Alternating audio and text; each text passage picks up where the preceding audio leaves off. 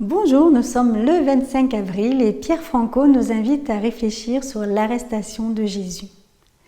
Aussitôt, comme il parle encore, survient Judas, l'un des 12, et avec lui une foule armée d'épées et de bâtons, envoyés par les grands prêtres, les scribes et les anciens.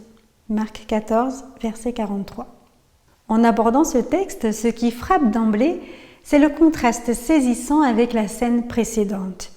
Si celle-ci respirait le calme et l'intimité, ici tout se déchaîne, réalisant ainsi les annonces de la passion. Judas, désigné comme l'un des 12, montre que l'origine du mal se situe aussi au beau milieu de ceux qui sont les plus proches de Jésus. Judas mène l'action. Alors qu'un simple geste de la main aurait suffi, il veut s'assurer que Jésus soit bel et bien arrêté. Mais 3 éléments, détournés de leur usage courant, deviennent des signes de mort. Cela renforce le scandale et la totale hypocrisie de la trahison. Il s'approche de lui, il lui dit « Rabbi », il l'embrasse. Cela montre bien que selon les intentions, les mêmes actions peuvent voir leur sens renversé. À ces 3 éléments détournés sont associés 3 autres éléments, empreints de violence, où Judas est le véritable donneur d'ordre. C'est lui, saisissez-le, emmenez-le sous bonne garde.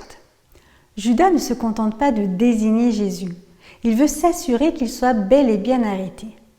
Tout comme pour la foule armée, le fait qu'il s'attendait à ce que Jésus se défende montre bien que Judas n'a pas compris qui il était vraiment. Le cœur du problème est l'identité de Jésus. Le verset 47, l'oreille coupée, est pour le moins inattendu. Par ce geste, l'homme semble accomplir un acte avant tout symbolique, mais non moins douloureux.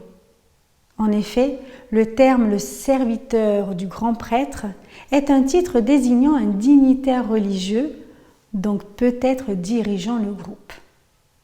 Ainsi, le fait de couper l'oreille peut être vu comme une punition à portée symbolique, un geste venant à disqualifier la prêtrise qui s'est placée en opposition au Messie.